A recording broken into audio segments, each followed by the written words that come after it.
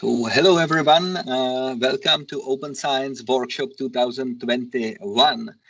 My name is Masaryk, and I will be your guide and I will be your moderator during this day. I work as an Open Science Manager at Masaryk University, and we will have this event together.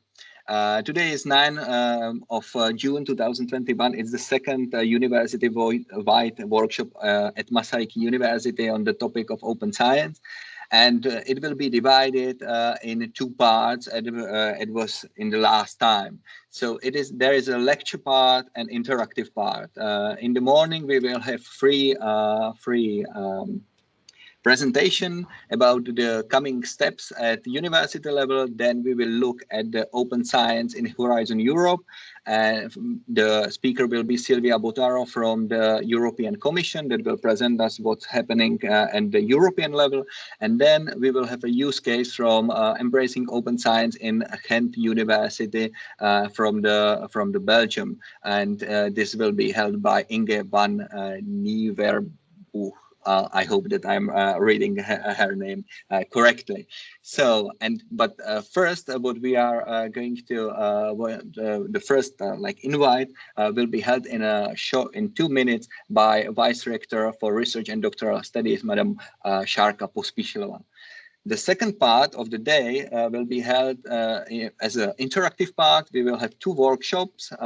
First one about open access and second one about fair data.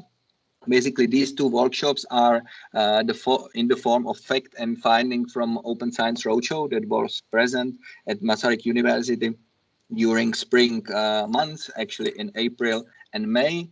And we will use also the Slido supports to do it a little bit interactively. So this will basically this will be the floor when you can talk with us about how the strategy should be structured, give us your feedback, etc. And we will give you a sum up of what we have learned until now. So the goal and overall goal of this workshop is to bring you up to speed information, what's happening at European level, what's happening abroad, but the most importantly, what's happening at Masaryk University in the area of open science. Okay, so one more thing, organizational points. Please put your microphones off, but on the other hand, put your cameras on because it will be great if we can see you at least like that virtually. After lecture part, after each of the presentation, there will be the possibility to have question in the end. For example, there will be 20 minutes presentation and 10 minutes for the question. So no need to worry that you are not able to ask anything you need. And workshop is recorded, as you have already seen, that we are able to share it also with the colleagues that are not present here today with us. So this is for the start. Thank you for registration, for your that you are here with us. And now I'm very happy that I can pass the word to Madam Vice Rector Sharka Pospíšilová for Research and Doctoral Studies that will give us the welcome to this conference. So thank you very much. And Mrs. Vice Rector, the virtual floor is yours. Thank you. Good morning to everyone. I'm very pleased to be here with you today. And at the beginning, I would like to thank to Jiří Marek and colleagues from Institute of Computer Science of Masaryk University for taking care about the open science policy in Masaryk University and also for organization of this event. Open science topic is very important for our university. And our university prepares for novel period, we can say, in scientific communication of 21st century. And the aim of this workshop, I think, is to inform you academic scientists and academic managers to give you, and we plan to give you information about planned activities in open science. And we would be happy if you would also express your opinion and we can discuss the future plans of our university. The aim is also to provide you space for discussions, opinions, similarly what we did when we prepared the strategic plan of the university, which have been finally approved by the ministry about 2 weeks ago. I would like to point out that open science is not only the politics, but it should be kind of novel infrastructure of research services in our university. And also our university has ambitions to get a leading role in this novel scientific practice. And I'm very happy that in this meeting today there are also special distinguished guests from abroad, and I'm happy to also to introduce here Silvia Butaro from European Committee and Inge van Nieuwerburg from the University of Ghent, and I think it's great that they are able to share their experiences in open science with us, and their experiences also could be a good example for implementation of open science in Masaryk University. I think I can stop here and wish you a nice day, and I believe that the information which you get during the whole meeting will be useful for development of open science in Masaryk University. So thank you, and I will leave the floor back to Jiří Marek. Thank you. Thank you, Mrs. Vice Rector. Thank you for this warm welcome. And so with how to say it, I always forgot the sentence in English. So we will continue just straight to the next presentation. Thank you very much and welcome again, everyone. So the next presentation will be basically about the Open Science Strategy 2022 and 2028, and it will be what we have done. This will be one part of the presentation from the 2020 basically, and what is coming in these next 7-8 years. So my name is, as I mentioned, my name is Jiří Marek. I work as Open Science Manager at Institute of Computer Science at Masaryk University, but I'm not alone in this endeavor. They are together with me here colleagues, Miroslav Bartošek, Michal Růžička, Pavla Foltínova, and Marika Hruba that are part of the core team that is putting this activity forward at Masaryk University. So I welcome them also here. So the presentation goals, as I mentioned, we will talk about what's already there at Masaryk University in this idea and what is happening in the next steps. So first of all, open science at Masaryk University. How it started, I tried to, when I was preparing for the presentation, so I tried to do it a little bit as a story. So I will try to explain from where we are coming and what we are going to do in the next steps. It started as a policy in 2010 when Masaryk University actually signed so-called Berlin Declaration. That's a document that many academic institutions and research institutes signed in the start of the second decade of 20th century. And it is describing the points what you should do to promote open access to scientific knowledge. After that, at Masaryk University, the repository was created, the internal directives were created, and the development of open science was started. But in the middle, there are important things that you can't only set the infrastructure with necessary support that is coming with that, you know. So for that reason, there was created a part of open access in the project HR for MU second that started in 2020, where this core team that we are now presenting was established, and we started building systematic support for open science activities. And based on the discussion with you as academics, with academic managers at Masaryk University, and basically with a lot of people that we met from 2020 till now, we ended with the concept that in the end, this will be the new infrastructure of scientific services from 2022. So now I will tell you a little bit what does it mean to do open science in the Masaryk University, and then we will have the next steps. So what is open science at our university? There are many pillars of open science in the global point of view. There are approximately 8 of them, but we are focusing mainly at open access and fair data. Open access pillar is quite developed at our university because it has the history from 2010, but the fair data is quite new, and it's connected with the new changes in the scientific communication. So these two parts are the mainly that I'm going to talk about. What was done in the last year, there was the creation of this support realization team that consists of 3 main parts.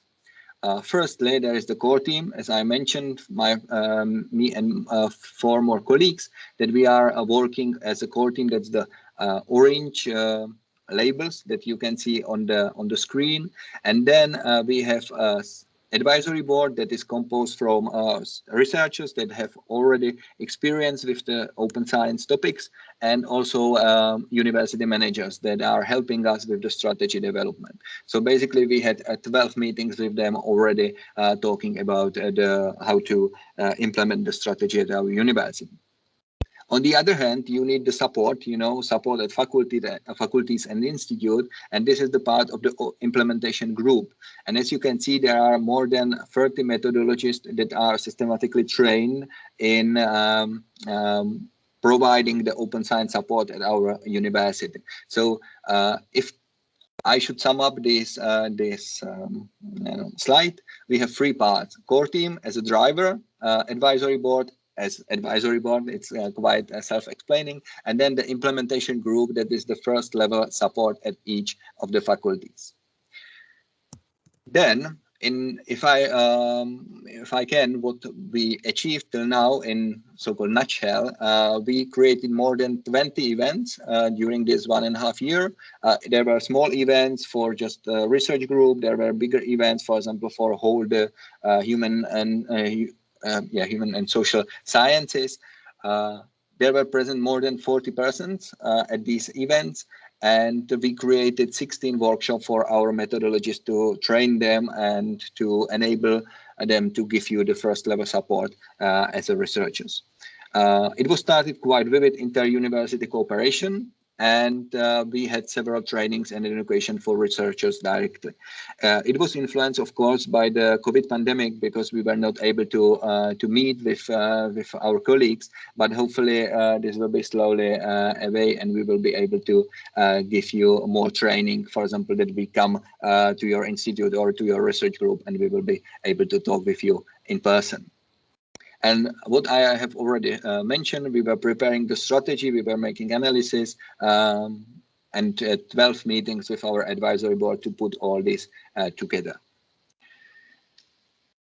What's kind of special, because this is a horizontal topic, and we talk with the governance of Masaryk University that there should be a good alignment with the needs of the researchers with the needs of the university at all. So for that reason, we created this Open Science Roadshow that took place from April to May, till May this year.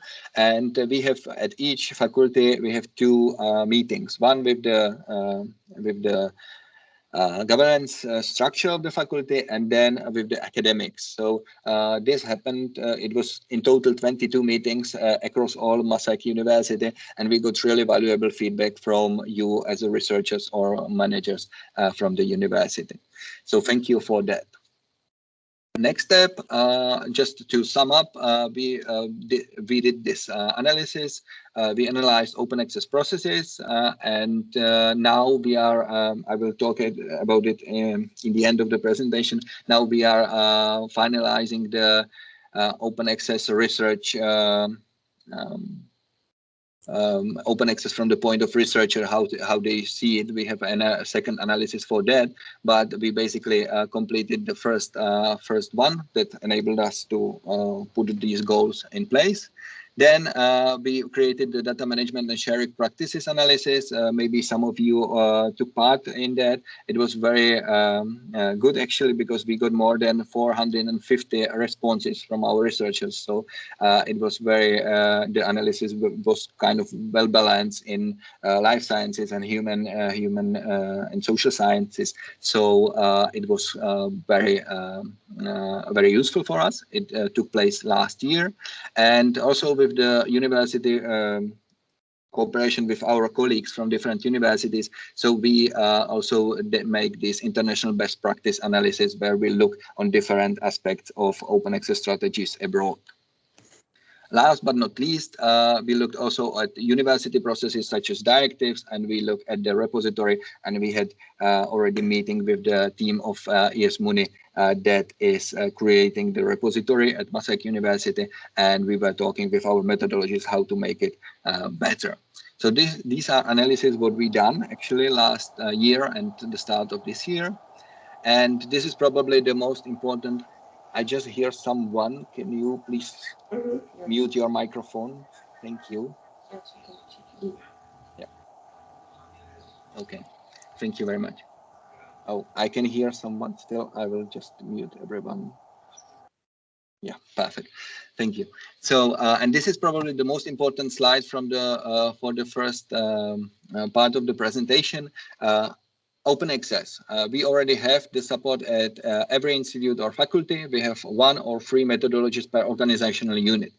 At the FAIR data, we are mainly, the support is provided by the core team. We help already with like 7 data management plans, and we communicated with several research groups, and we are mainly developing this support in 2021.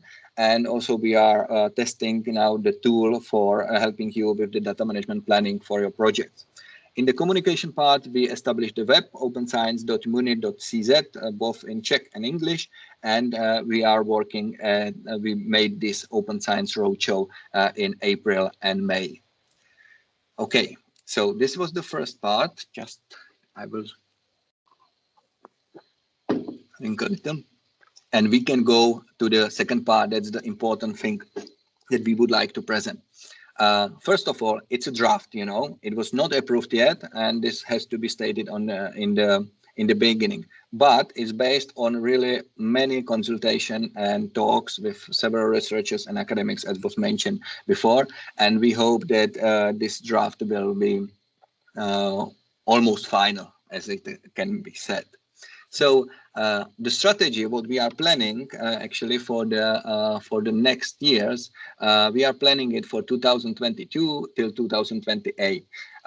We selected the date 2028 on the basis that also the university-wide strategy is actually till 2028, and the start is 2022, sorry, because it's basically 1 year later of the university-wide strategy.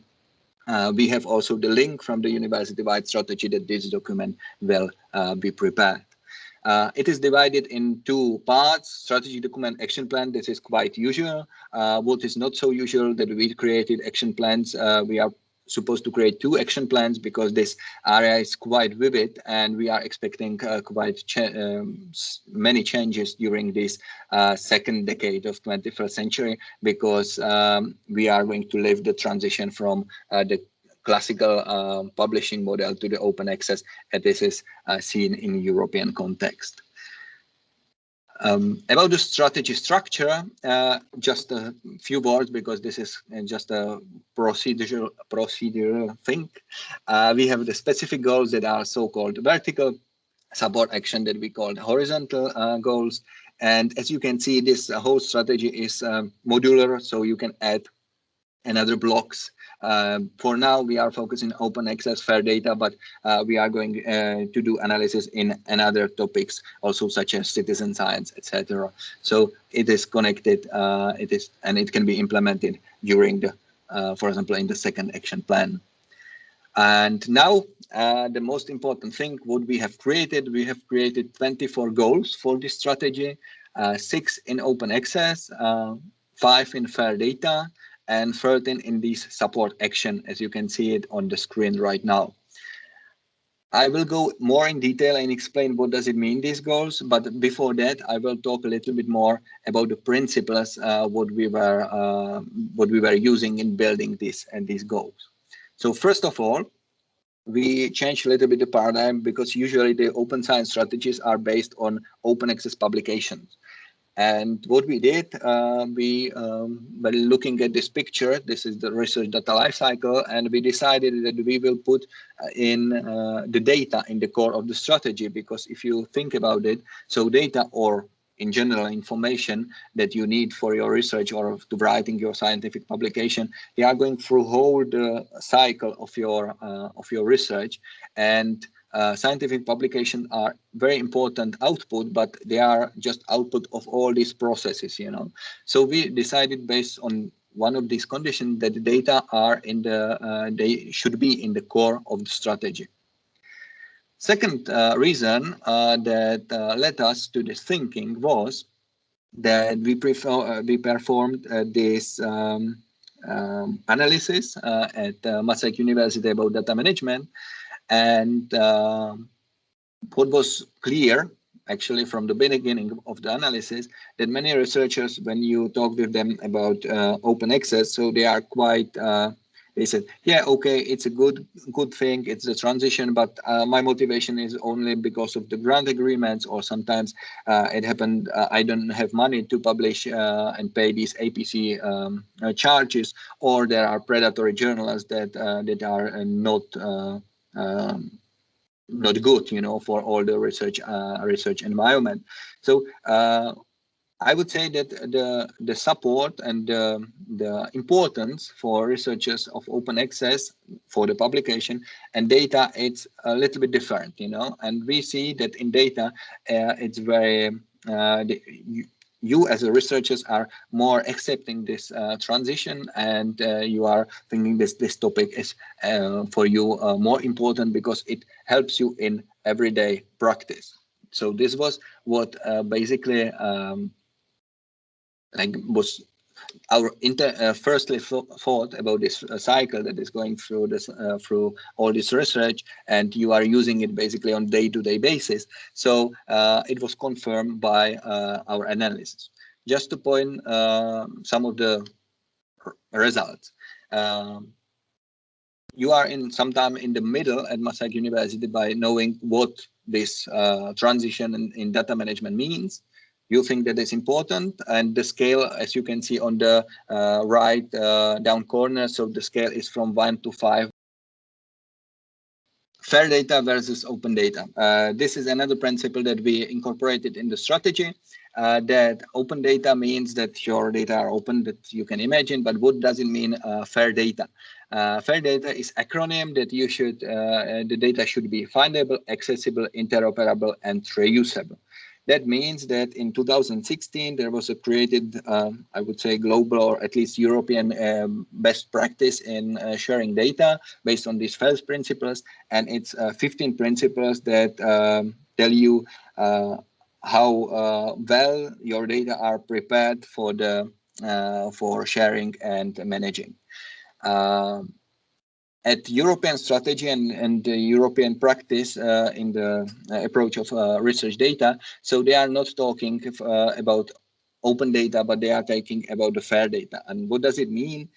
Fair data, it's basically the data prepared such, if you have 100% of the verification process, that if you just click on that, so you will have open data if you want, of course.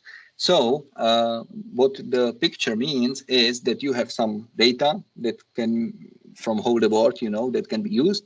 Then for your project or research task, you will have managed data.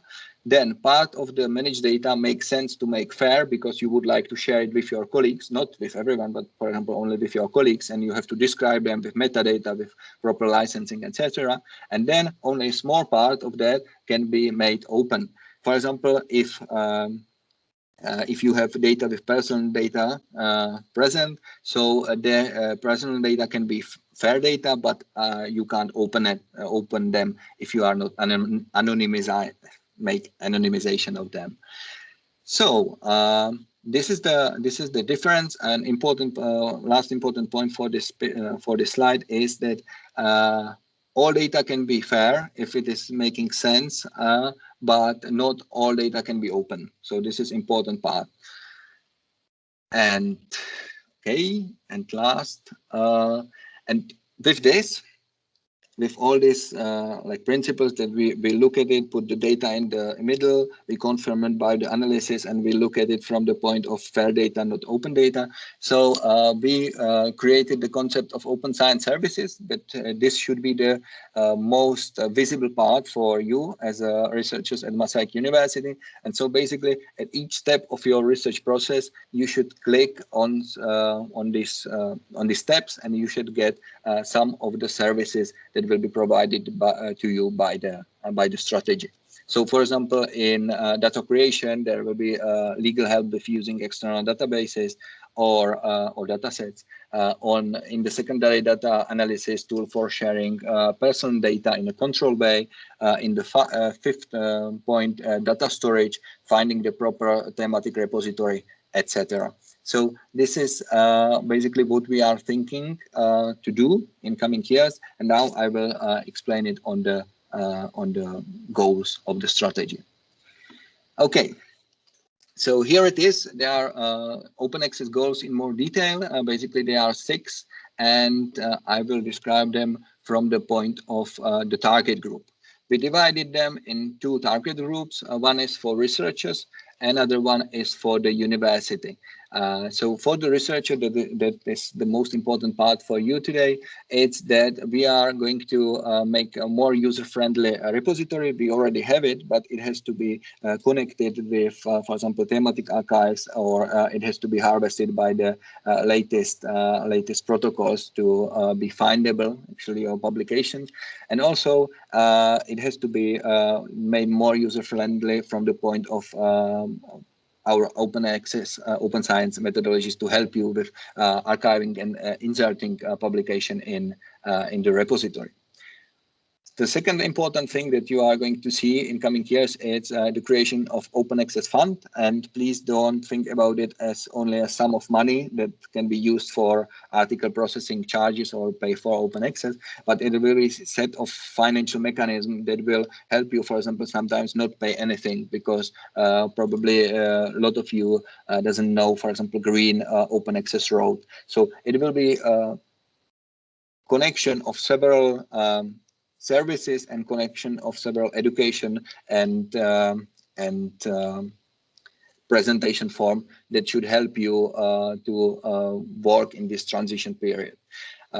This is very connected also for the fifth goal of Open Access 6, better management of electronic resources, because as I was mentioning at the beginning, in this 2020 to 2030, we will experiencing globally the transition to open access publishing. So at the national level, there will be new deals called transformative agreements that will slowly change the money model or the financing model for electronic information resources. So this will be also present in the thoughts in creating this open access fund. For the university, what the university will get, all publication will be archived, not shared, but archived in the internal part of the repository, and you will have more easy access to the work, to your work. This archiving it's not planned that you should do it. It's not retroactive. That's one thing, and you should use help of open science and methodologies to do this thing. In the last box that I haven't mentioned, more visibility for our publication. That means that in Open Access 2, we will work on creating the support that you find it interesting to publish in open access. In open access 4, we will talk about helping MuniPress and Platinum open access journals at our university. Okay, here, who doesn't know our repository? This is the how it looks for now, and we are going to work on that in the next steps. About the fair data, there are 5 goals. We are not so advanced in that. So for that reason, we also created the FD1 Fair Data Strategy. So this is quite a new topic for Masaryk University. And as it was the same in the same concept, for researcher, the most visible part will be creation of research data repository. That doesn't mean that the repository has to be located at the university, but there is a national discussion how to implement these research data repositories, and we are part of this discussion. So we are in coming years, we are going to provide you a tool where you can store your data if you are not using, for example, some thematic archives. And important thing will be also these DMP tools. So that means that we will help you with the data management planning. So if you have a problem with your project that you have to prepare data management plan, you know what data you are going to use, but you don't know what's the best practice. So we are going to help you with that. From the point of university is that from 2023-24, we are expecting that research data will be as a part of evaluation of science. So there should be also the evidence of these data at our systems. So we are going to prepare it to not make more administrative burden for you as a researchers. And in this manner, we have to work also on the infrastructure for research data itself. That means the connection, for example, to the thematic archives, etc. Then I mentioned that we are now testing a tool that should be used for helping you with the data management plans. Now we are testing Data Stewardship Wizard. What's kind of special is that is being developed also in the Czech Republic. So we are quite close connection to the development team. And what's special, as you can see here on the picture, there are mentioned metrics. So this tool, for example, writes you based on the questions that you fill in. So it will write you how fair are your data, you know. So this should also help you with the process. Last part of the strategy is connected to the support goals. As I mentioned, there are 13 of them. I will mention them in the similar scheme like before. So for researchers and from whole the strategy, it will be the best the most visible part will be the services. You know, this is basically what you are going to see at the web. You will click it and you will get some support. These services are closely connected to the open science education and communication in the open science free goal. And we are going to make campaigns about these changes that are coming in the years. And we are also offering researchers for the research team presentation about different topics from general one, what is open access and what is fair data, to specific one like anonymization of data, or directly helping with the data management plan in specific field of your research. And the last point for the researchers from this point of view will be that we are going to change the process, you know, that from that you have to prepare the document only, the data management plan, to help you actually data management planning, because we think that this is kind of new good international practice. From the university point, there will be changes in some processes, directives, etc. Then there will be open science standards like these fair data principles or data side, DOI, etc. We will cooperate in national and international cooperation. This is important thing because we have to look at the trends and be part of the discussion on these levels. And last but not least, university will get also highly skilled research support administration. That means that there is a need for data stewards that are able to help you with these goals in the data management, and there are already programs at national level to finance also this position, etc. So we are working also in this area to get skilled research support that can help you in your research. Okay, That's it. And basically, here is the one example of what the output of these goals can look like. We had in March 2021, we have a workshop for anonymization of research data. They were present approximately 70 or 60% that were interested in this topic. So we can, for example, arrange something like that also for your research group if you are interested. Okay. And now, in the last part of the presentation, I would like to talk about several topics that are important and that were important in the discussion at faculties and in the university context. We know there is a whole economy of open access, and it's connected to planning, article processing charges as eligible cost if it is necessary or if it is possible in your grants. Then there will be the idea of open access fund at Masaryk University, together with talking about possibility to make follow the condition of your grants, for example, by green road of open access. We are also going to, as I mentioned, look at the publishers deal on the international level and national level. That means that, for example, at the national level, there is a Czech consortium that is basically the body that is dealing with the publishers like Elsevier, Springer, Nature, etc., and talking with them about the possibilities of open access for Czech researchers, and we are part of the consortium. And on the other hand, there are several fields of research at Masaryk University, for example, law or some human and pedagogy faculty or faculty of education, that they are local-based publishers. So in that manner, so we can talk with them and answer them about their position at open access. Important topic that we are dealing right now with is competitiveness of grants proposals. For example, on the national level, that a lot of researchers have questioned if, for example, if I am planning too much APC charges as an eligible cost in my grant, it is competitive for me to put these prices in the grant proposal. It is okay for me, etc. So also with this topic, we are now getting information, and we will bring you support if you will need it. On the other hand, another important topic in this area is development of grant condition, because we are looking at it at European level. We are going to have a presentation of Silvia Botaro in a couple of minutes about what the Horizon Europe, the newly funded program, looks like from the point of open science, but also the national level is basically changing the rules. We are in cooperation with Thatcher, and we are talking with them about how to look at it, look at open science.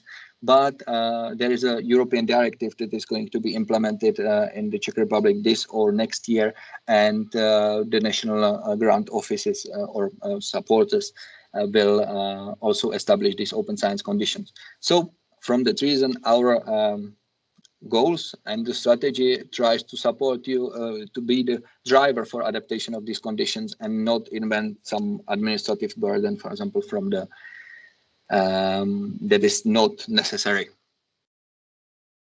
Okay. This I mentioned already. We will try to help you to transition from preparing data management plans to create the data management planning. That means that there could be some consultation for how to, for example, plan data storage or long-term preservation at your grant. What about the data stewardship support, and what are the tools? As I mentioned, data stewardship wizard. Data is a scientific result that will be in several years, so we can also talk about this topic with you, help you with the planning of the charges, how many charges, how many open access publication you should plan, or how much you should plan for that for your grant. And then also important topic that was that we are now discussing with Center for Transfer of Technology is the commercialization planning, because sometimes the open can be in contra with commercialization, but on the other hand, the European trend is that there are kind of synergies in this. So, and basically I'm last two slides. I have last two slides. To do that, the strategy will work with 5+1 obligation. We will start it's divided into the years, and in 2022 we start with the obligation for APC planning in project as eligible costs where it is possible and where it makes sense, because not all grants needs this charges for open access publishing.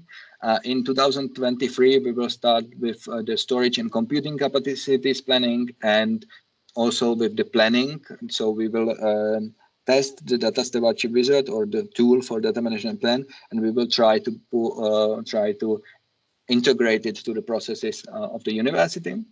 And in 2024, there is the archiving of all the publication in the internal part of the MUNI repository. Again, it is not necessary that you make this by yourself. There will be help of the open science methodologies for you. 2024, we are expecting that the evidence of metadata of research data will be also present. So for that reason, we will have support for that also. The last +1 is the publication obligation. It depends on the decision of each faculty of institute, because we know that each field is different, and we would like to give a space for the faculty or institute to decide if the publication in the principle as open as possible, as close as necessary, will be obligatory for the faculty or institute or not. For now, for example, economy, the faculty of economy has changed the internal directive that is now an obligation. So this is the first, even before the start of the strategy, first example that it can be done also in the version of obligation. Okay, so this is just a sum up slide that basically last year, as I mentioned, we were working on analysis and we were working on establishing the team. From the beginning of this year, we created the strategy draft. Then we created the action plan and the financial aspects that we are now working on, and we made a roadshow. During the summer times, we will finish the support documents and the necessary analysis that are still missing, and we will have the final version of the strategy by the autumn 2021 that can be sent for the approval by the MUNI government in the end of the year. I mentioned this in the beginning. We are working on the open access analysis right now of the attitude of MU authors to open access publishing. So please, Marika, can you paste the link for this form at the chat? It would be great if you find 5 to 10 minutes to complete this questionnaire for us. It will help us also during this last phase of preparation of the strategy. So with this regard, this is all from me. Thank you very much. I hope that we brought you a picture of what is happening and what's going to happen in next years. And now it's the right time for your question. So if anyone has a question, please raise your hands and we can talk about it in the virtual studio. Thank you very much.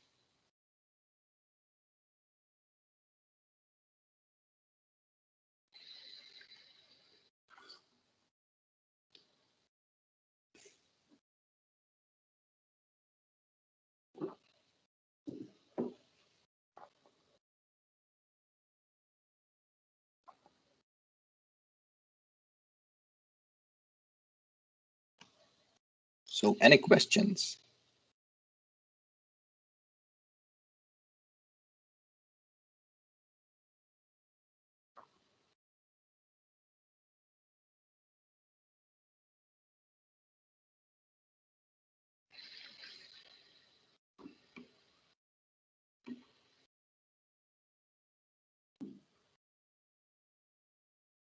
Okay, so maybe I can ask one question to you, and if someone is willing to answer this, can you imagine how this strategy will change your everyday research practice?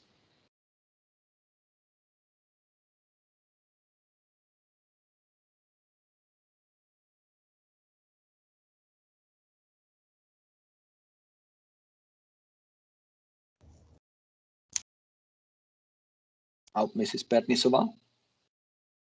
Hello. Hello. Yeah. We can hear you. For me, I think that from everyday practice in the lab, I don't think so that it will change something.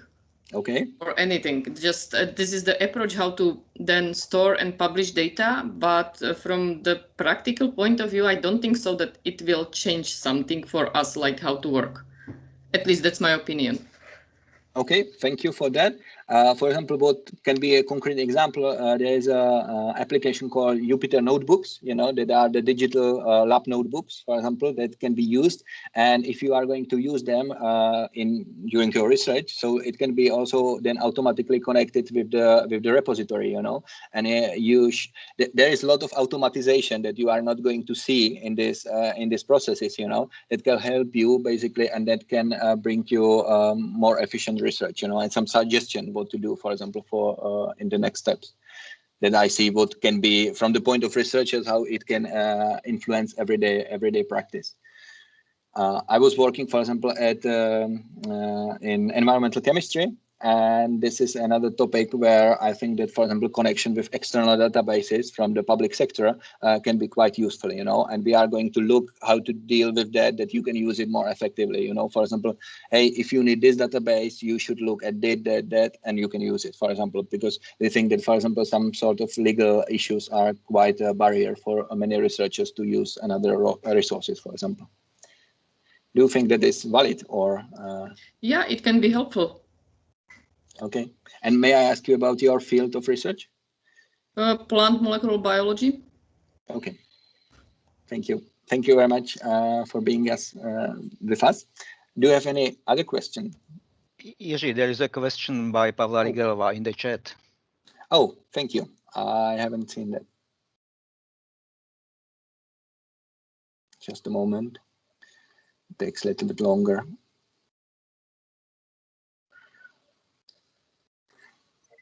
I can try to answer. Yeah. Okay. I mean, the question in the chat is whether, hi, I'm Luděk Matiskat from the Institute of Computer Science as well. The question in the chat is about whether we plan separate repositories for publications and data at this moment, but this is really under discussion up to the ministerial level and eventually future interventions for the building of larger data repositories. At this moment, my answer would be rather yes, because for the publications, the structure is more or less already, say, defined, agreed on.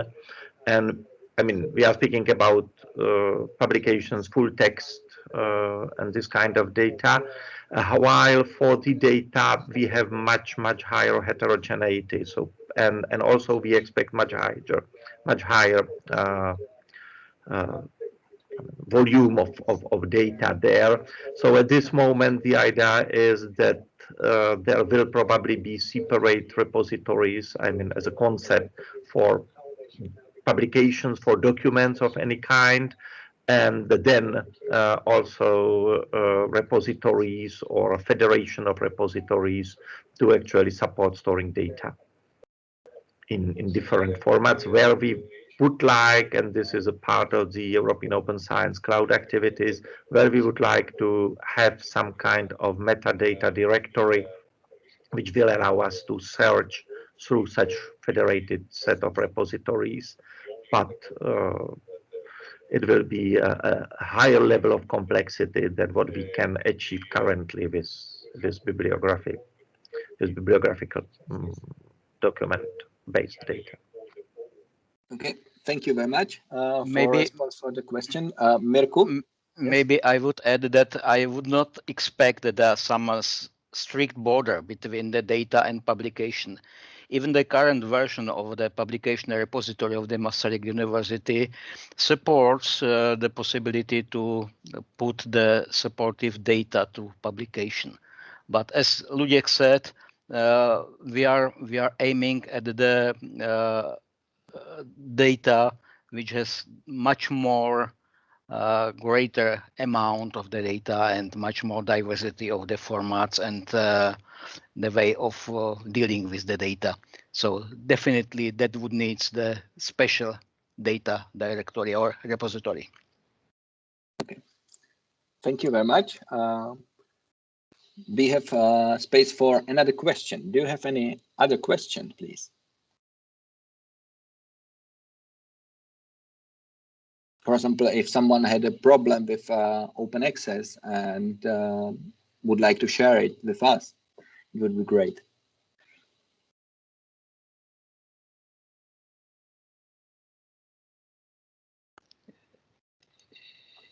Jiří, maybe could you tell us some hints about the prepared open access funds of the Masaryk University? It was not approved yet by the leadership of the university, but still we are preparing some guidelines how this open access fund should work. Yeah, thank you for that. I will do it in a minute. Just we got one question in the chat from David Papuga. So hello, recently I was searching for data for my field and so many of them are accessible through statista.com. Does university even think about purchasing the license, because the cost for individuals is pretty high and I think it could help to increase the research potential for the whole university. Thank you for the question. For now, we are not thinking about purchasing this statista.com. Actually, I have to say frankly that I don't know this service. But if you can, please send me the information at Marek at itsmuni.com, and we will look at it, because we are looking at possible services that we would like to work on with our strategy. So we can evaluate it and give you an answer. Thank you for that. Yeah. Can I comment on this? Mm-hmm. I mean, it is naturally a very important and interesting question. On the other hand, please compare this request with the access to the journals under the paywall. And the current movement, I would say, within the European Union at least, is that they are trying to remove these paywalls. I mean, this exactly because what you are here presenting with the data is exactly the same situation as we have to pay for access to, say, Elsevier journals. And the idea is that this should be changed to a different model, and we still don't know what the future model for data will be, and it will be again much more complicated and longer term. So an intermediate may be that we as institutions or as countries will pay for such access, but the ultimate goal for research data is that exactly as with the open access activities, not to pay, not to hide the data behind especially the research data which were produced with some research public funding, not to hide them beyond paywalls. Okay, thank you very much for the comment. So, Mr. Papuga, if you send us the link on that, we will look at it, but and we will tell you what can be done in this area. Mirek also mentioned the Open Access Fund. As I mentioned during the presentation, it's not only a fund as a sum of money, but it's a mechanism, financial mechanism. So what we are thinking about it is how to structure it, and we have several examples, for example, from Brno University of Technology, or we also look at the Academy of Science and up to 8 another international fund, how to structure the conditions for the open access fund for our university. What is important to say that also at our advisory board, the green road is very important. It's resonating, and as was mentioned by Professor Matiska, so we should also looking at the ways how to go around the paywall, that it's not necessary to use internal money of the university for this kind of activities. It is in the process. We are now in the process of creating these conditions, and it will be we will know more about it during the autumn of 2021. Thank you for that. Okay, so and we have 2 minutes to 11, so I think that we will stop with the questions here. Then I would warmly welcome you to the interactive session in the afternoon, where we have 45 minutes for the questioning on open access and fair data. And now I will ask, it's Silvia Botaro, please, here. Yes, hello, Already? good morning, yeah. I'm here. Perfect. So hello, Silvia. So welcome to our Open Science Workshop 2021. It's my pleasure to welcome you here. Silvia works as a legal officer of Open Science for the European Commission, and she prepared for you the presentation about open science in Horizon Europe. So I will, this will probably give us at least 1 more minute plus to your presentation, and I would like to give you the floor with the presentation. What's the goal of it? Really, what's practical point of Horizon Europe in the context of open science? So Silvia, please, floor is yours. I will stop sharing my presentation and try to share it from your side. If it is not possible, I will share it from my side. Yes, I'm trying it. I will now share it. I hope you can see it. Not now, not yet. Oh, yeah, it's starting. Yeah, perfect. We can see it. So floor is yours. Thank you very much. Yes. Okay, well, thanks very much. And first of all, thanks for the invitation, and also congratulations for all the work that you are putting in the open science strategy. It's really impressive to see it. As Shiri said, I will give a presentation of what are the novelties in Horizon Europe concerning open science. And I would like to start with the definitions, because we have a definition now of open science in the Horizon Europe regulation and the model grant agreement. And this is also the basis for how we see open science in the program. So open science, we define it as an approach to the scientific process that it's based on open cooperative work, tools, and diffusing knowledge. And why open science is such a priority for us? Why do we care for open science at the European Commission? It's because we think it has really the potential to increase the quality and the efficiency of research and innovation, if all indeed the results are shared and made reusable. And we see as well that many of the results are not reproducible. So open science will help as well increase reproducibility. We have seen it also during the COVID-19 pandemic, that even COVID-19 papers did not have data availability statements. So it's really important for us that with publicly funded research, the results could be reproduced.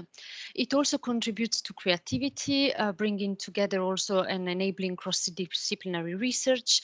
And open science has also the potential to increase trust in the science system by engaging and fostering collaboration, not only among researchers, but also with citizens and then users. Here in this slide, I show the evolution of open access and later on open science policies in the different framework programs. So we started with FP7, where open access was just a pilot, and now under Horizon Europe, it's a broader policy file. We do not talk anymore about open access, but open science, and it is embedded across the entire framework program. So we did a lot of work to embed open science in the different work programs composing Horizon Europe, and open science will play an important role across the entire project lifecycle, from the evaluation of the proposals to the grant agreement, so the different requirements that we have during the implementation of the project and the reporting. And I will say a bit more in my next slide. Concerning the evaluation of proposal, this is really a novelty in Horizon Europe. So open science will indeed play an important role in the evaluation, and we evaluate open science under 2 award criteria: the excellence criteria and the quality and the efficiency of the implementation. For us, it is very important that open science is evaluated under excellence. Why? Because, as I said, open science is an approach to the scientific process, and as such has very much to do with the planning of the project at a very early stage and with the methodology of the project itself. So what do we evaluate concretely under these two different criteria? So under the excellence criteria, we will ask the applicants to describe how relevant open science practices are applied as an integral part of the scientific methodology, how these practices are adapted to the nature of the work so that it increases the chances of the project to deliver on its objective. And so within this section, the excellence section, there will be up to 1 page to describe open science practice. So you see it's not negligible, it's quite substantial part of the project description, and also 1 page to describe research data and output management. So not a fully fledged DMP at proposal stage, not a fully fledged data management plan, but nevertheless, we want to see some as first consideration and some description on how the projects plan to manage research data and outputs in line with the FAIR principle. So findable, accessible, interoperable, and reusable. Under the quality and efficiency of implementation, we will ask the applicants to explain their expertise in practicing open science that they have described in the excellence criterion. And here's something to notice. We will ask for a list of publications, software, data, or other outputs that are relevant to the project. But when we talk about the publication, we will not evaluate the publication per the journal impact factor. We want to shift away from the GIF as unique proxy for the quality of the articles, and we will evaluate the significance of this paper based on a qualitative assessment that it's given by the applicants. And here a small disclaimer to note that the ERC does not evaluate open science as such under these two criterion, because as you know, they have only excellence criterion in their evaluation, and some EIC, so European Innovation Council program, for now evaluate open science practices under impact, but this will change in the future as of 2022. A few words on because I talked about open science practice, and you might wonder, okay, what do we mean by open science practices? So in the proposal template, there is a list. This is not an exhaustive means, a list by no means. There could be more practices than those. Nevertheless, it gives an idea to the applicants. So when we talk about open science practices, we talk about early and open sharing of research via pre-registration, preprints, research output management, measure to ensure the reproducibility of research result and outputs, open access to research outputs beyond the publication and data, participation in open peer review, and involving all relevant knowledge actors, including citizens, civil society, and end user. Some of these practices are mandatory. Why? Because we have them in the model grant agreement, and I will say a bit more in my next slides about these practices. Some open science practices are recommended, and as I mentioned in my previous slide, we ask applicants to implement as far as possible these practices in their proposal, of course, when they are adapted to the nature of the work. So there is no obligation to implement them if they don't fit with the project methodology. And of course, it's possible to get out of open science practices as well when they are not relevant, provided that an appropriate justification is given in the application. Now, just a few words as well about what are the requirements regarding open science that we have in the model grant agreement. So the model grant agreement is really the contract between the Commission and the beneficiaries once the project is awarded. And I think these you need to be aware of them not only once the project is awarded, but also at the application stage. Because as I said, in this one page, we want also to see how these requirements, how the applicants plan to comply with these requirements if they are awarded with the project. These concern three main pillars. So it's open access to scientific publication, research data management, and additional open science practices. So when it comes to open access to publications, we will ask beneficiaries to ensure open access to all their peer-reviewed scientific publication related to their results. And what does it mean?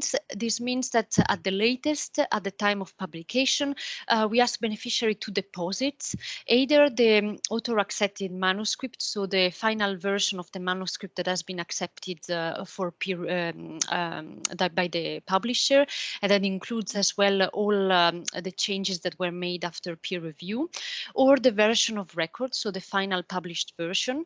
So we ask them to deposit either the AIM or the version of record in a trusted repository and ensure open access via the repository under CC BY or equivalent licenses. We also accept the variants, the non-commercial and non-derivative CC BY variants for long text formats. So this means monographs and other types of books. And we ask as well to provide information via the repository about any research output, tool or instruments that is needed to validate the conclusion of the publication. Because as I said, this is very important for reproducibility.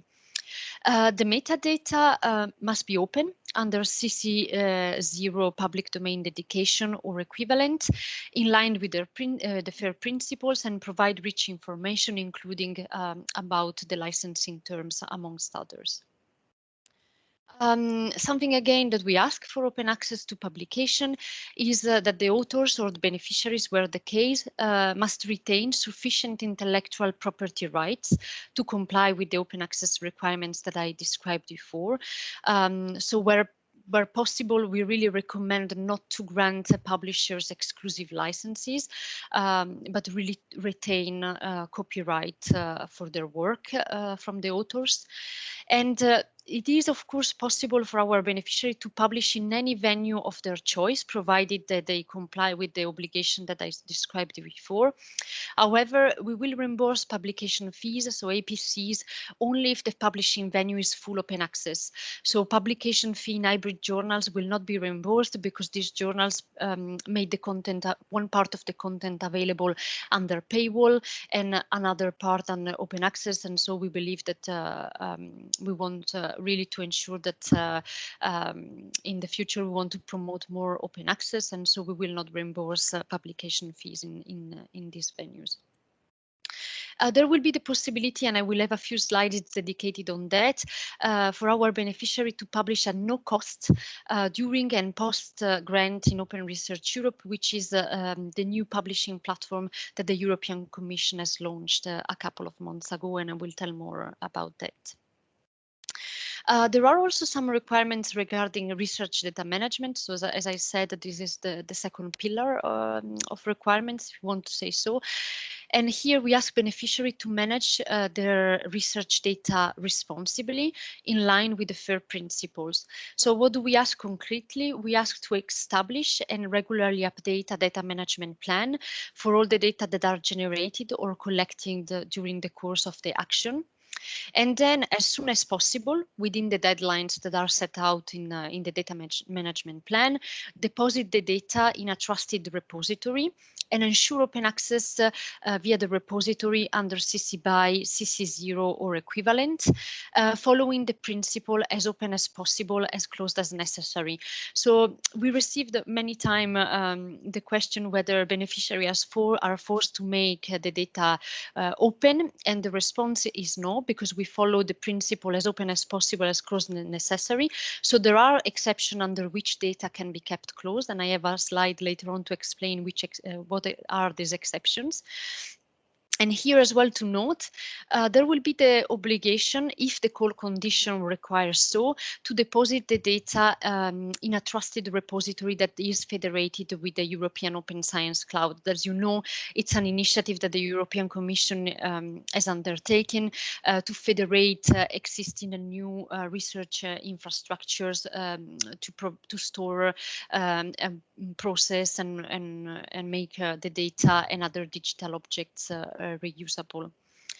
Again, as for the publication, we ask as well to provide information via the repository about any research output, tool and instrument that is needed to reuse or validate the data.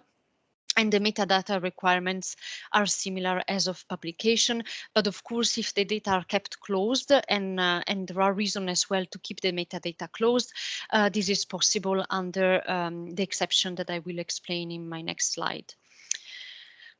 So as I was saying, there are exceptions that enables to keep the data closed. If, for example, provide open access to the data is against the beneficiary legitimate interest. So, for example, regarding commercial exploitation, I want to patent an application, and so providing open access to the data will undermine the patent filing, or if it's contrary to any other constraint, such as, for example, data protection rule, privacy, confidentiality, trade secrets, and so on.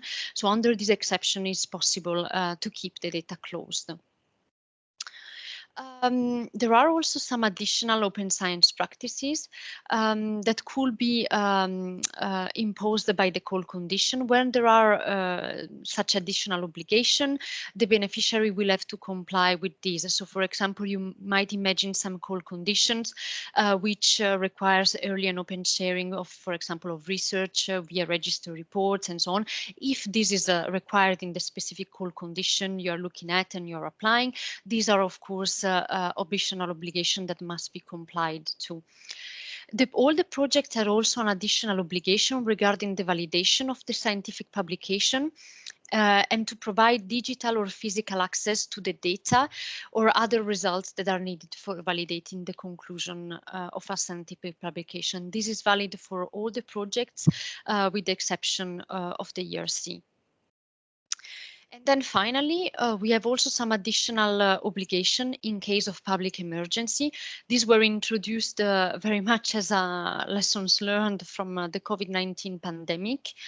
And these requirements, requires that if imposed by the call condition in case of a public emergency, the beneficiaries will have to, if they are requested to do so by the granted authority, immediately deposit any research output in a repository and provide open access to it under CC BY, CC0 or equivalent. There are exceptions to these, so to this deposition of any research output, if this will be against the beneficiary legitimate interest. However, as we recognize that these research outputs are very important to address a public emergency, we will, in any case, request beneficiary to grant non-exclusive licenses to those legal entities that need the research output to address the public emergency under some fair and reasonable condition, of course. And this provision will apply up to 4 years after the end of the action. Just a couple of slides to tell you where you can find more information and relevant resources in case you plan to apply to a project in the near future. So these are really 4 reference documents that you need always to have in mind. So the model grant agreement that contains all the provisions that I just explained, and the proposal template so that you can see what is requested at the application stage, and some drafts are already available on the funding and tenders portal, and I included a link here. We also have 2 documents which are upcoming and will be soon available under the same link. The annotated model grant agreement that actually has really explains section by section the legal obligation that are contained in the model grant agreement, and you have more information on the requirements to help you navigate through them. And finally, the Horizon Europe program guide, very useful for anyone who is applying and for a project, because it provides useful resources to proposers. And so all the open science practices that I mentioned at the beginning in my slides, we have under the Horizon Europe program guide a section for all of these practices, explain more what they are about, what they consist in, and also providing some relevant resources that you can look at to understand better and apply them in your project.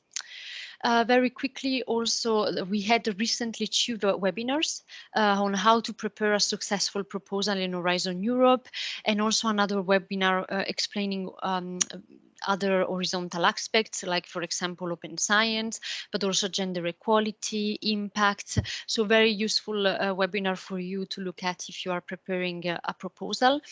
And also we have in the coming weeks Horizon Europe Info Days for the different clusters and the different programs composing Horizon Europe. So I really invite you, I provided the link. And I really invite you to have a look if you want to know more about the work programs and the different topics that we will finance in the first couple of years under these work programs.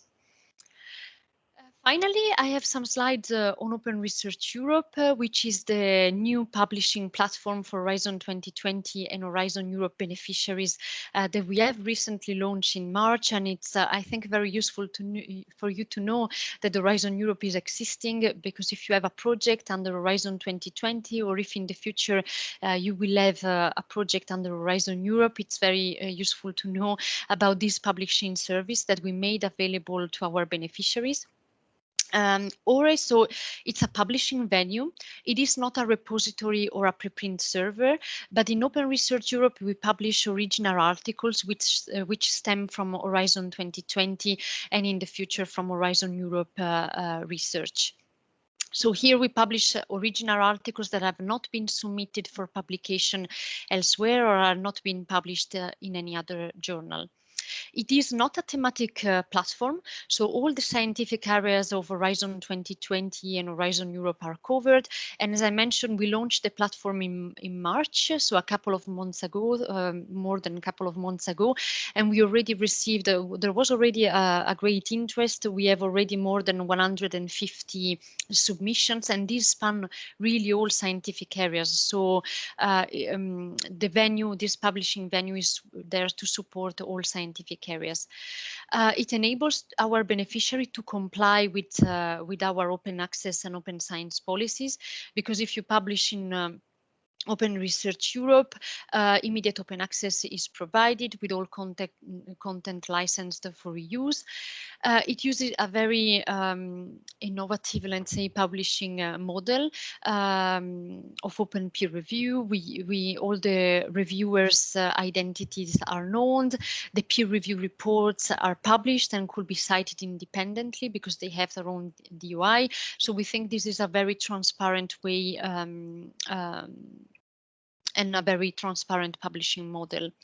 Each article has also a dedicated metrics page that really enables to capture the outreach, the quality of the individual article. So dedicated metrics page, we have a lot of metrics for download, citation, and also to capture discussions in social media.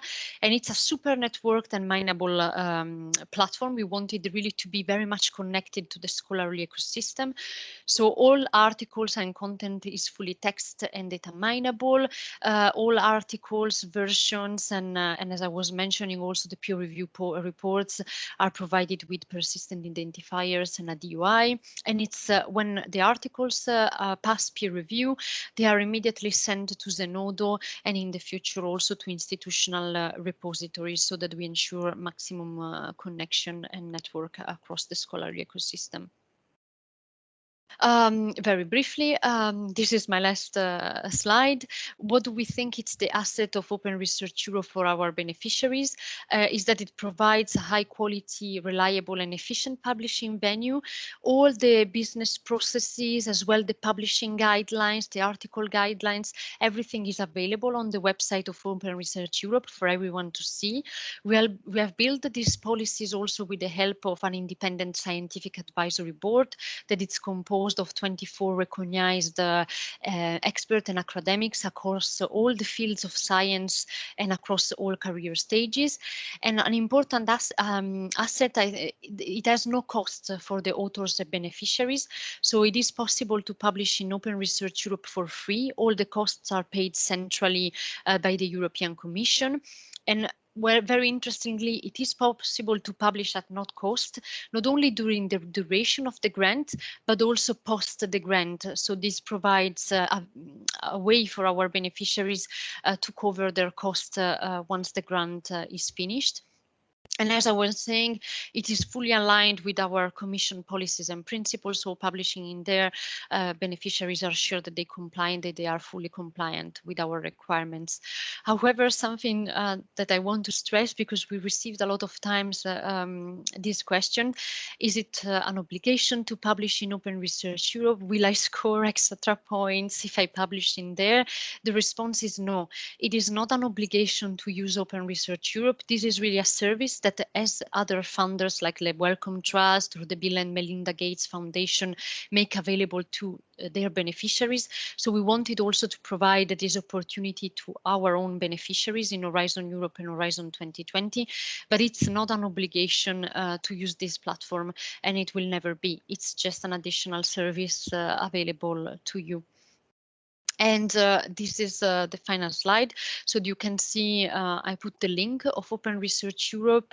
There are already a few articles that are available in the platform as it was launched in March.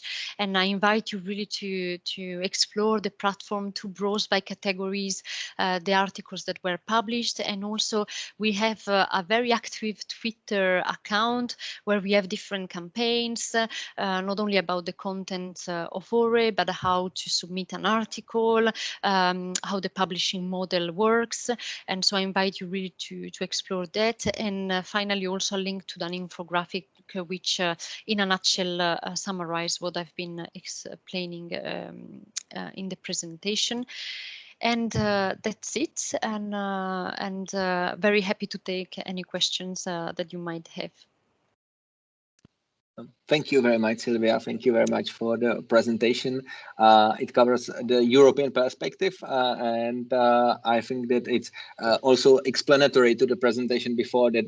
For that, we are also building the support that we can help you with your grants, for example, at Masaryk University to apply for that. And from the point of open science, we are here for you.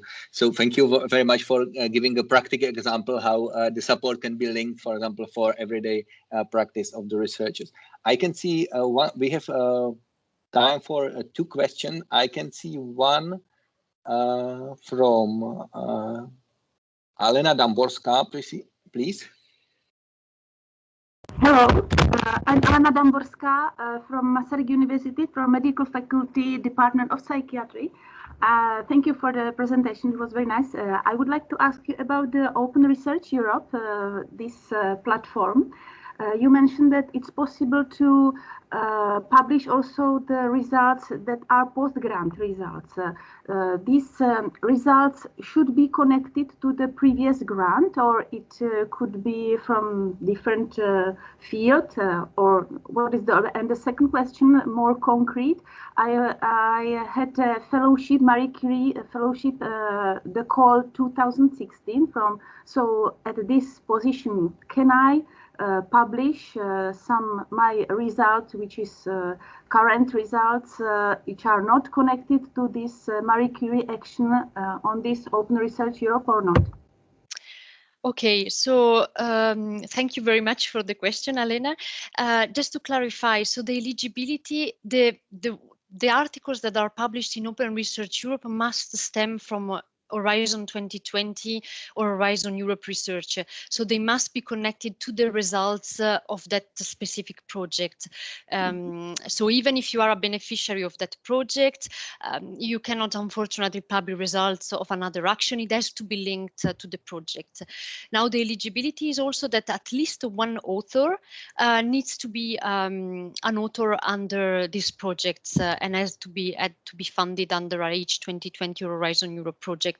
So within the paper, you can have a collaboration with authors that are not involved in the project, but at least one of the authors must be. This is the eligibility.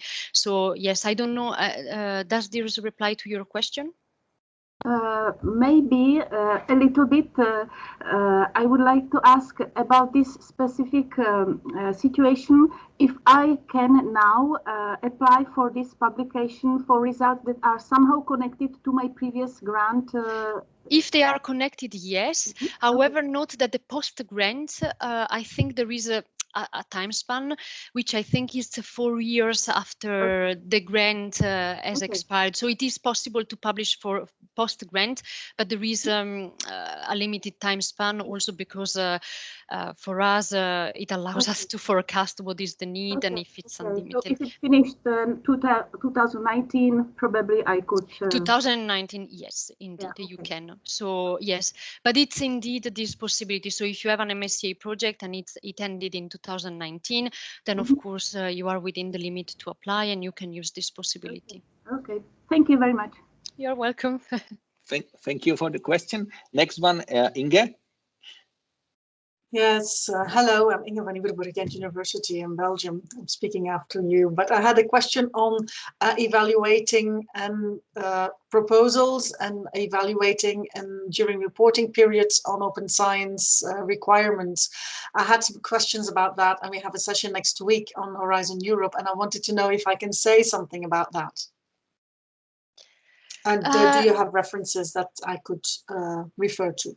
Yes, I haven't touched upon the evaluation during the reporting period. Of course, there is the evaluation at the proposal stage, and then I mentioned certain elements. But then, of course, what we have and what we require in the project will also be assessed throughout the duration of the project. So as you might know, in Horizon Europe, we have some key impact pathways. And one impact pathway, the third, is indeed related to open science outputs. And then in the periodic reporting, we will, of course, ask some information, as it is the case also now for H2020, about the publications, whether they were provided open access or not. And also we will have free fields for applicants to beneficiaries, because if they will do the reporting, they would have been awarded with the project. But it will be possible indeed in the periodic reporting for them to say how they have applied the open science practices that they have described at the proposal stage. So indeed we have these different elements as well in the continuous monitoring of the project and the reporting. Okay, thank you very much for the question. And last question, Mirek Bartošek, please. Thank you, Mirek Bartošek, Masaryk University. Going back to the Open Research Europe platform, I'm afraid that the success or failure of the platform will heavily depend on the willingness of the research organizations to change the way how they evaluate research. And yes. If they will still evaluate according where the research publish, then probably it will not be successful. Can you comment on that point? Yes, and this is a very crucial and very important point because you are perfectly right. And then for the sake of time, I could not explain everything, but as the Commission, we are also involved, for example, in action to reform the research assessment system, because we believe indeed that it's at the moment it's much too focused on quantitative metrics and the high impact factor, and we want to change this. But of course, we don't want to do it top down as the Commission, but we want to do it together with the entire research community. And so in March, and this is a priority within the context of the renewed European research area, which actually will also bring together member states to work together with us on this topic. In March, we had a stakeholder assembly bringing together policymakers, but also research performing organization, research funding organization, because we believe the funders are also an important role in shifting the system. Where there was consensus among these communities to really move collectively for a change in this area. Now we will have some bilateral meetings throughout the summer with the different organizations to discuss more with them. And the idea is possibly that in the fall we will probably have as an outcome a memorandum of understanding among these different actors in the research ecosystem who will commit to work together towards a reform of the research assessment, because we recognize that indeed this is very important, and not only for Open Research Europe, but also for how can I say, valuing more open science practices, which at the moment maybe are not so much rewarded in for career progression or for awarding research and so on. But I wanted just to say that because of course the Commission is a policymaker, but as a funder, we wanted to lead by example, and so implement all these things that we want to see changing in the future in Horizon Europe through the different elements that I mentioned, and in Open Research Europe as well. So that's what I said, that the star in our platform is not Open Research Europe itself, but the articles, and that's why we wanted to provide this really broad range of metrics for each article, so that we value the article itself and not the venue. And also through the Open Research Europe, we want to operationalize also a number of open science practices that we see valuable. So, for example, once some pre-publication checks are performed in Open Research Europe, the article is immediately published as a preprint, if you want, so that everyone have early access to the results and the findings. And then this is, of course, clearly marked as awaiting peer review, so that there is no misunderstanding that the peer review process has to take place.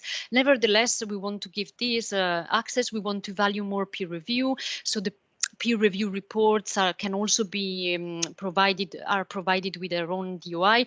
So there are a few things that as a funder we want to implement ourselves, but your point is very good, and we are fully aware of that, and we are working in this direction, and we hope that with the community we can build consensus. And I know that, for example, Ghent University was also part, and Cesar, many university networks were part of this dialogue, and there was a willingness to find and move collectively, and we see very good examples of already of this shift. Okay, thank you very much. Sorry, it was a bit long, but I'm also quite passionate about that. We will see how it will evolve. Yeah, okay. Yeah. Okay, so with that, Sylvia, thank you very much once again. It was very, I think, very practical, and like opening the question, what's coming from the Europe, I would say, and what we should expect also at the national level, you know, because Horizon Europe, it's only one of the funders, you know, because we have also the national funders, etc. So I would like to thank you once again. Thank you for being with us here, and thank you for responding to the questions. No, thanks very much to you for the invitation, and I hope we will stay in touch, and congratulations again for all the work that you are doing. It's really impressive to see what your institution is being put in place. So thanks very much. Thank you very much. Thank you.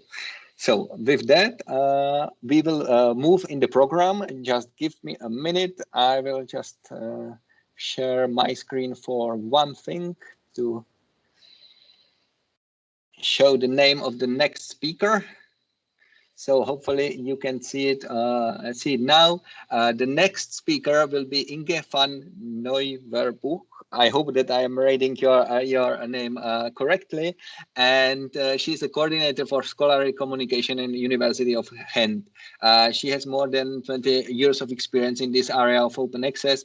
And we asking her to present this embracing open science at her university, because it should be a very nice example what we are doing here, but what it's also done abroad, and when where we can inspire ourselves. So Inge, thank you for accepting the invitation, and the virtual floor is yours. Thank you.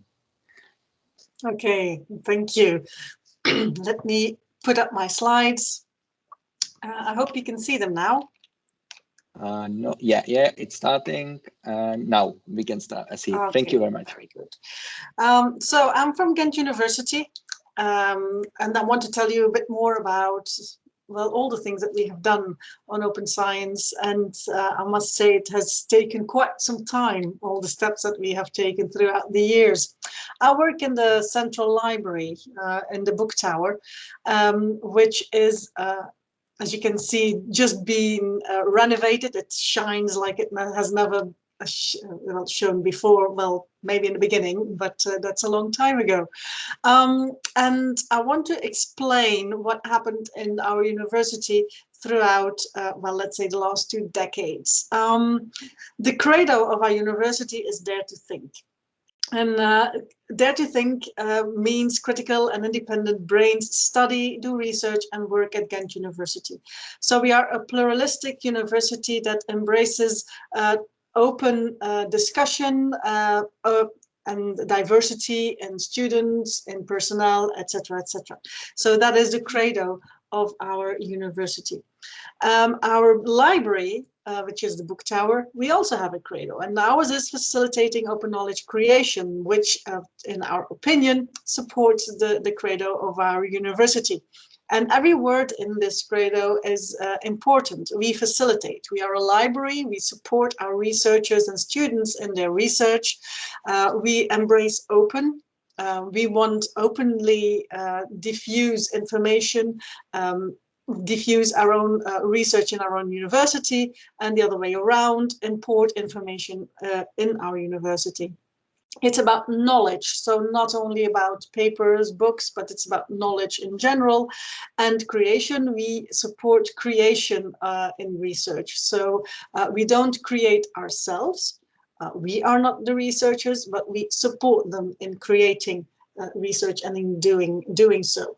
And so we open up our collections. For example, we were partner in the Google Books project since 2007. At that time, this was for us the best way to open up the knowledge as fast as possible that was in the books and paper collection in our library. On the other hand, we have open access / open science programs since the year 2000. When you ask yourselves, well, why the library?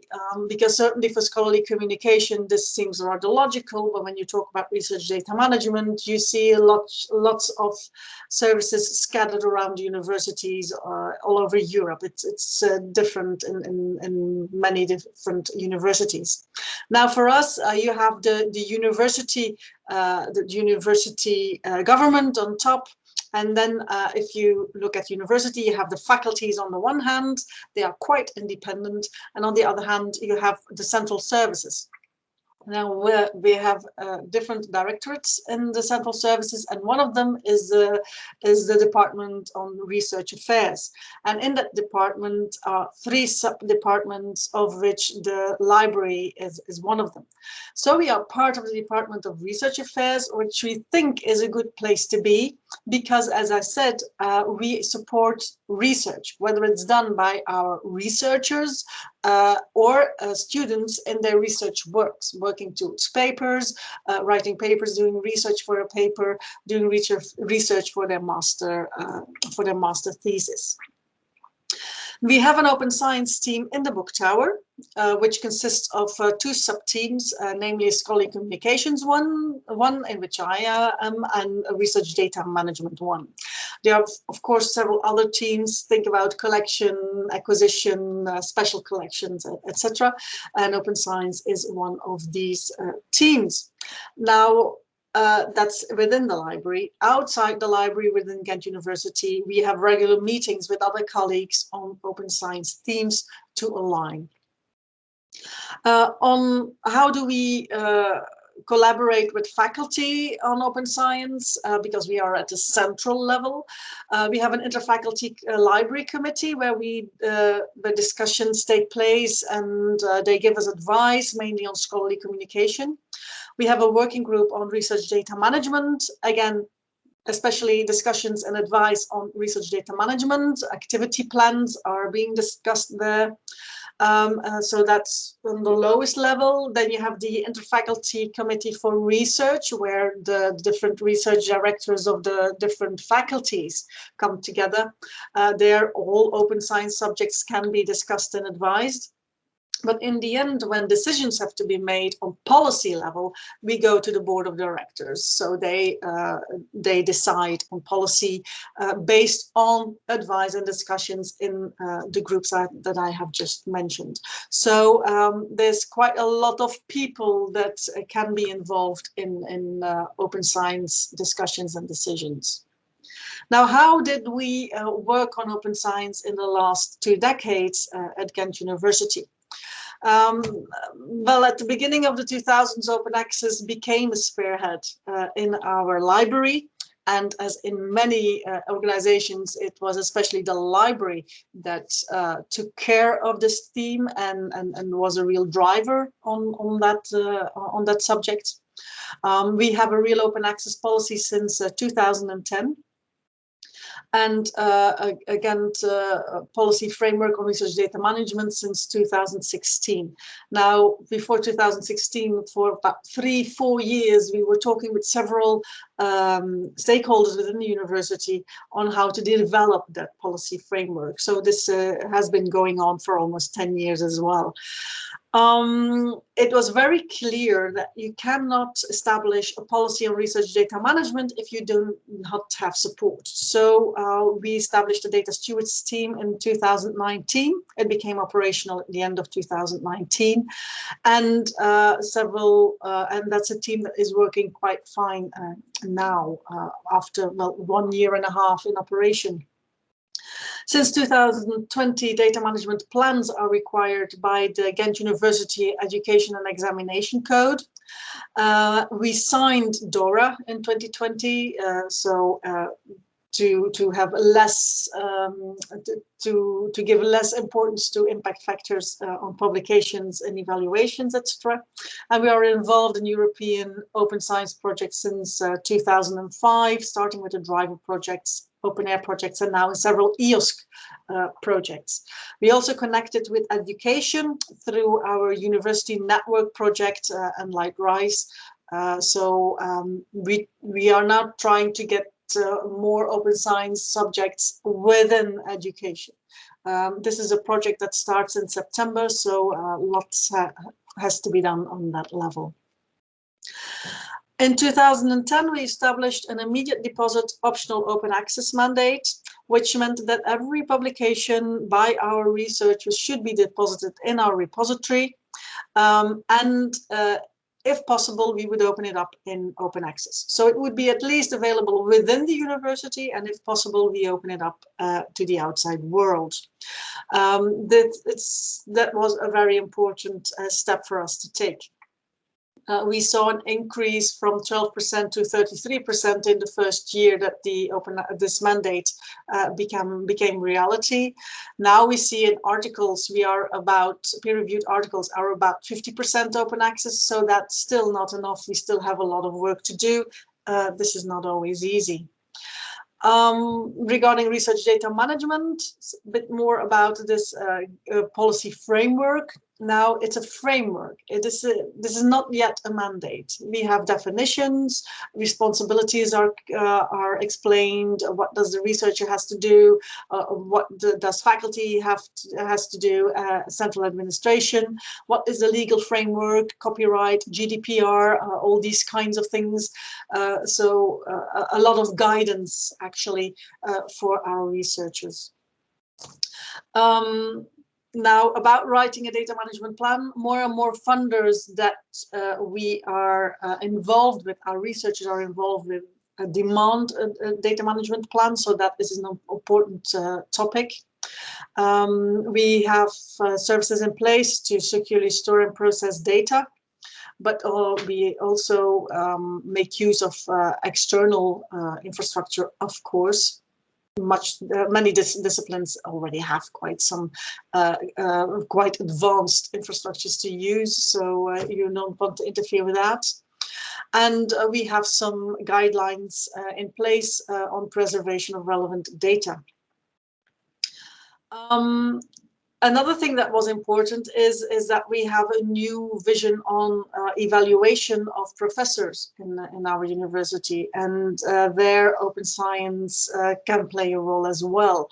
The university wants to lower the stress on professors, and they go into a merit and evidence-based approach. So during a 5-year period, excuse me, they are different stages, but less than now, where researchers and follow-up committee talk about their research.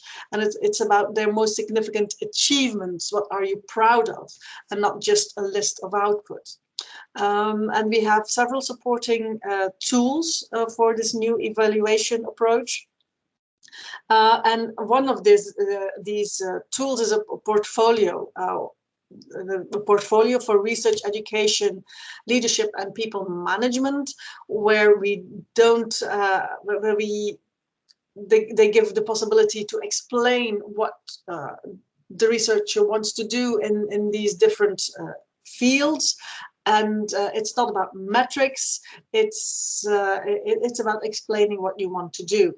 And we have a framework of guidelines for inspiration.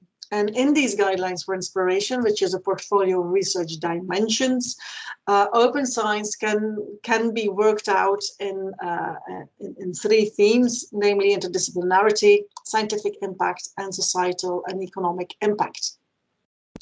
So we included open science dimensions in the research dimensions.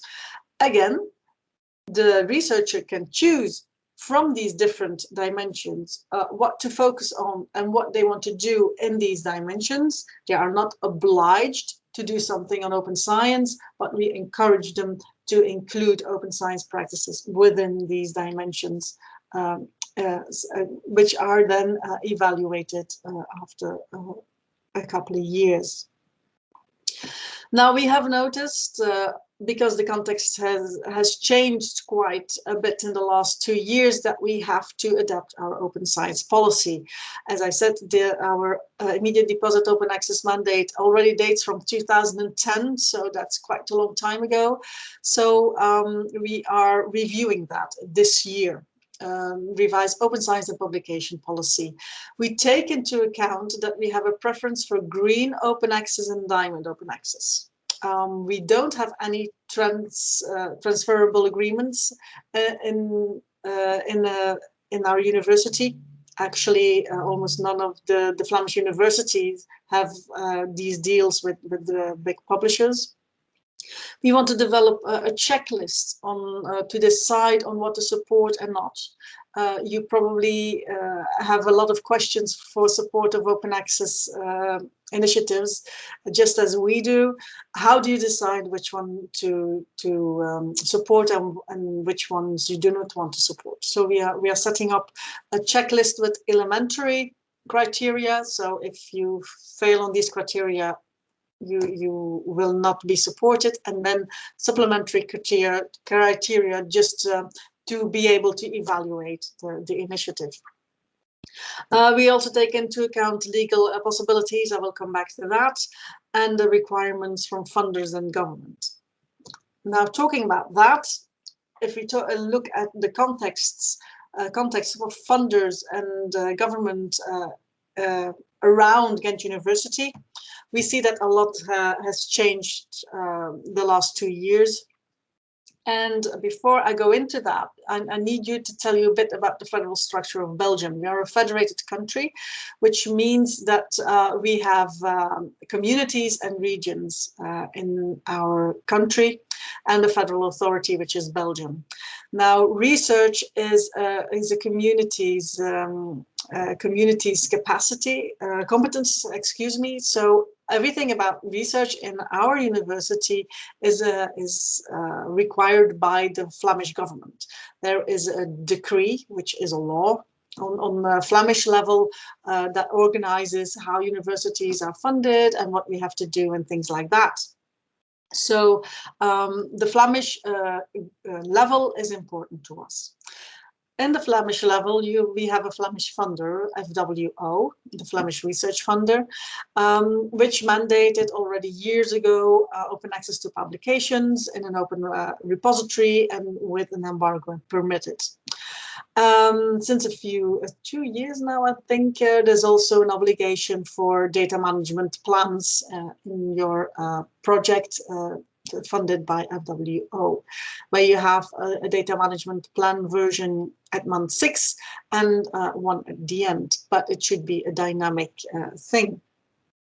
A second change in context is the Flemish Open Science Board, which was erected in 2020. Now, there was quite some time before that there were several impulses, like we had different advices on from the Flemish Research Council in 2016, a white paper from the Flemish Rectors Conference in 2018, and of course all the initiatives from the European Commission and the communication from the European Commission to engage member states into open science. So this all led to an initiative, a Flemish Open Science Board, approved by the Flemish government in December 2019 and formed just a good year ago in February 2020. It's a Flemish Open Science Board, but the emphasis in the first few years is on research data management, because we had a lot of work to do there on infrastructure, getting data stewards within the research organizations and things like that. So the goal is to professionalize and intensify, certainly intensify the support and training and guidance of our researchers. And then connection to the European Open Science Cloud is an important factor as well. There is a budget plan of 5 million a year connected to strategic principles and a roadmap to achieve certain KPIs on ORCID. So all researchers connected to Flemish projects should have an ORCID. Open access to publications. 80% of the peer-reviewed articles coming from these Flemish projects should be open access by 2024. And then we have KPIs coming up for fair and open data, but they are more vague at this moment, certainly for fair data, because internationally we still have quite some steps to take on how to monitor fair and how to evaluate that. And of course, there is an obligation for data management plan in Flemish projects. Now, all of this information, so this KPIs, the information of the KPIs, and so the publications, data, etc., should flow through the Flemish research information space. Oh, I'm missing an S there. And so all the publications, the metadata of the publications, the data, projects, etc., we have to deliver to Flanders through this Flemish research information space. So when you go to this portal, you can click on the title when you receive the PowerPoint. You can see the organizations, the researchers, projects, publications, etc. in Flanders. Not yet metadata of data. This will be coming in the next 2 years. On the Belgian level, we have some changes to the copyright, Well, it's not really copyright, it's to the author contract law, where we have an open access provision. I will not go into detail there, but it basically allows author to open up the final peer-reviewed author version or the author accepted manuscript after an embargo period of a peer-reviewed scholarly article through a repository. So it allows the author to open up an AAM. So this is that was quite important for us, this achievement. Also on a Belgian level, we have an informal network of support professionals in libraries and in research departments, where we exchange information, where we organize the Open Access Week in October and stuff like that. So that's a good network to support and to rely on. And the context of Europe is, of course, well, next to the European Commission, with all the initiatives coming from the European Commission, we are working on open science in networks like CESAR, which is for technical and applied sciences universities, the European University Association, the Guild, which is a research-intensive university network, Enlight, which is our university network for education. And we are also a member of the EOSC Association. So this will be important for us in realizing fair data and connecting fair data and our infrastructure to European initiatives. Now that's quite some context and quite some things that we have to keep in mind and our researchers have to keep in mind. So support is vital for open science. As said, it's the same slide as before, but we have several teams. Just to remind you, we have an open science team in the book tower with the 2 sub-teams. And the sub-team for research data management, they are the data stewards. We could have 6 FTE data stewards, but we currently only have 5. There's a position open since a few months. I must admit, it's a very competitive field now, data stewards. There is not really an education to become a data steward, so we train them themselves, and then people go away, move to other organizations, etc. So it's quite a challenge. But at this moment, we have 5 FTE. They support the researchers on several research data management questions. So they communicate, they give advice, they give trainings. That's what the data stewards should do. And for each faculty cluster, we have a main contact, as you can see here in the slide. As said, this is on the central level, but these people work mainly with the faculties, within the faculties. But we want to coordinate it centrally so that the same information goes out and that we can leverage the knowledge within that data steward team. We have the same for open access support. This exists already much longer than research data management support. I joined the team in 2004, and we support researchers with questions on scholarly communication, again, training. We are setting up an ambassador program, things like that. For years, we have been the National Open Access Desk for Belgium through Open Air network. As said, we are involved in several European projects, and well, at this moment we are 2 FTE, myself and my colleague Emily, working on open access support. Now, the last years, several tools have emerged.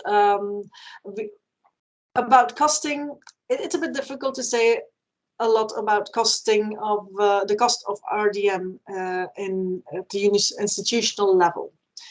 We don't really have these figures. As said, there is this budget from the Flemish Open Science Board of 5 million euros a year, of which a part comes to our university, partly to support the data stewards team, but mainly to give more infrastructure and tools services to our researchers. So there's a lot in development there. But to calculate costs, we provide a few tools on our web pages so that researchers can calculate the cost of research data management, for example, to include in their proposal, project proposal for the European Commission. We have a Belgian DMP online.be instance. So where we together develop templates within DMP Online to use within our communities. It's available to the researchers that are part of the DMP Belgium Consortium, which is almost every university in Belgium. And it includes, for example, an H2020 Fair DMP template, and very soon there will be Horizon Europe Fair DMP template.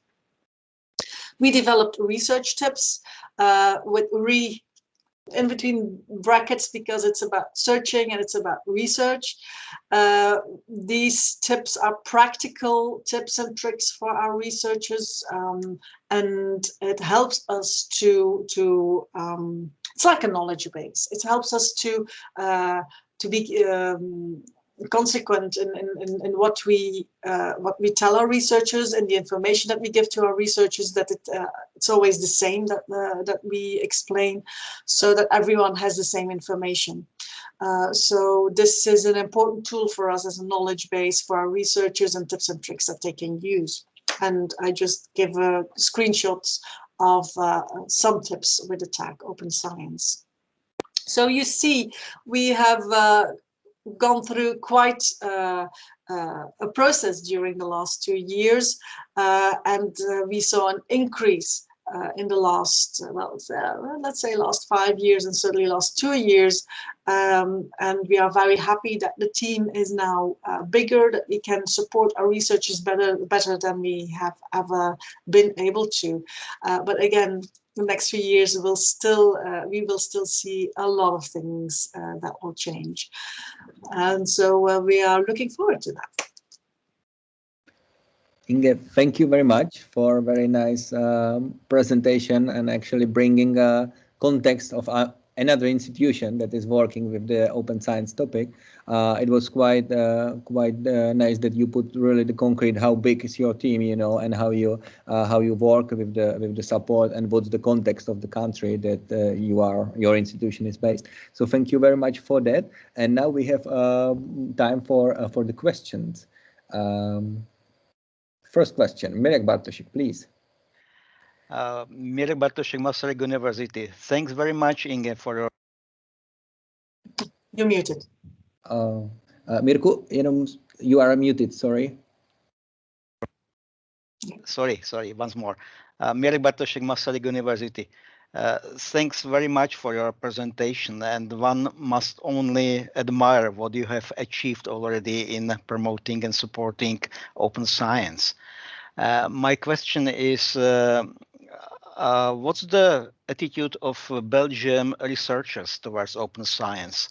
Are they in the majority supportive in opening their research results, or must you struggle for achieving that? Well, when we talk about open access to publications, we see that certainly with the younger researchers, it is logical to go for open access to publications. It's become mainstream. The big question is always about the costs, like APCs and stuff like that. By the way, we don't have a central fund for APCs. We don't have that. There are lots of possibilities there of the Flemish funder and the European Commission and Horizon 2020 to have the costs on the projects. And we are really into green and diamond open access.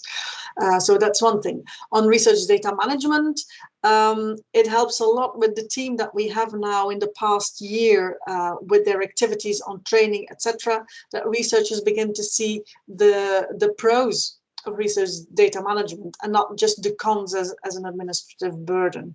There's still a lot of researchers that don't really like the mandated DMP because they see it as an administrative burden, but we really try to help them and support them to see the benefit of thinking about research data management from the start of your project.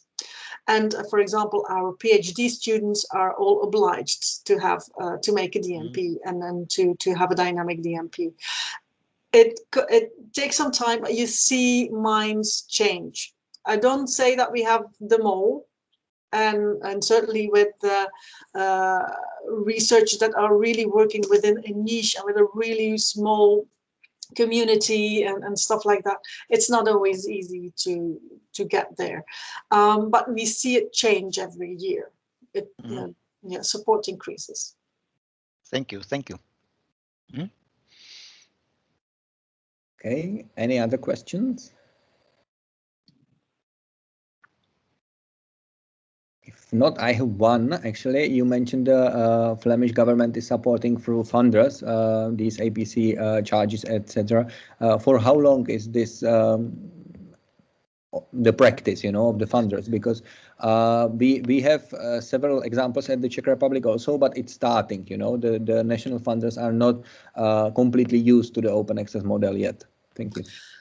Oh, I think it's already more than 10 years.